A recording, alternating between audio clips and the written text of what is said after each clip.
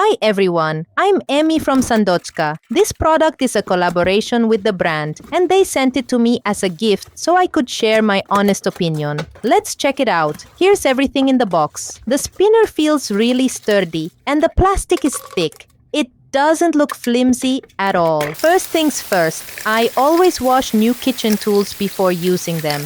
This one is easy to rinse and dry. Now, let's prep some lettuce. I'm using romaine, cutting it into pieces and rinsing it in a separate bowl.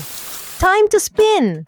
I just press down on the handle and you can see how fast it starts rotating. It moves smoothly and doesn't shake around. The best part? Stopping it is super quick.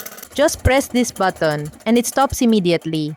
No waiting for it to slow down. The top also locks in place for storage, and unlocking it is just as easy. Now let's check the lettuce. It's well drained, no excess water. That means no more watered down dressings or soggy salads. It's simple to use, works really well, and the truth is, I've liked it. It definitely makes prepping greens faster.